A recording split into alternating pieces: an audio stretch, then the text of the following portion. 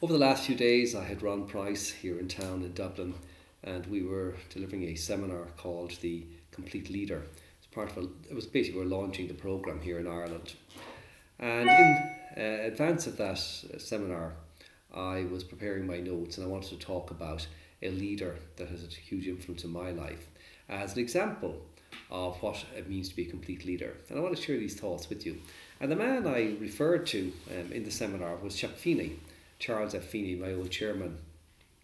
And the characteristics, the reason people followed him, the reason many people loved him, is because he displayed certain characteristics, he was a certain kind of person that they admired and that they were willing to follow.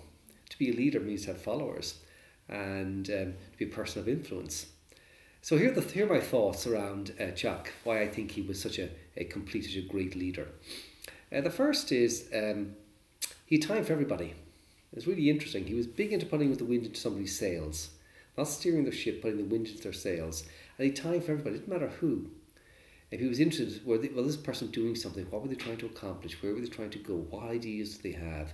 And he wanted to get behind people. And you felt it. When you're working, you felt this, that he wanted to get behind you. He had no time for self-serving. No time for self-serving people. So if you were self-serving, he wouldn't get behind you, but he wanted to get behind ideas, get behind people who could deliver these ideas. He walked his talk. He lived a very, very simple life. He practiced what he preached. It wasn't about what's in it for me. He was big into what was the idea, what were we trying to accomplish. It was never about him. He'd little or no ego. Certainly in all the years I worked with him, he's a man of great humility with very little ego. And as a consequence, he didn't need affirmation. He used to always say that a man can accomplish anything as long as he's not looking for the credit. And I've always remembered that. If you're willing to let go of credit, you don't need any affirmation, you don't need people to say what a great guy you are. You can accomplish anything. Give the credit to other people, let them run with it, and you accomplish your aims and your objectives. And he was comfortable with ambiguity. He didn't need to make decisions. He was quite comfortable allowing things to float and wait and see how things shaped up. He didn't feel he had to make a decision. He was always saying to me, Paul, he'd say, opportunities like buses, there's always another one coming along. He'd particularly say that when I keep up, we have to do this, great opportunity here. And the last thing I suppose that I want to comment on was he had this piercing clarity. He had an absolute commitment, I believe, to the truth, an absolute commitment to the facts, to what was actually real, as opposed to what we would like things to be or how we would like things to be.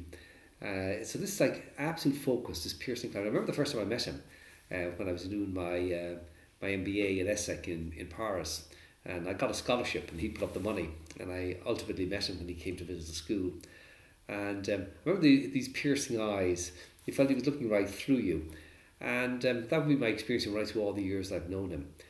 This sort of piercing clarity, this absolute focus on the facts, the focus on reality, as opposed to the focus on aspiration and how we would like things to be.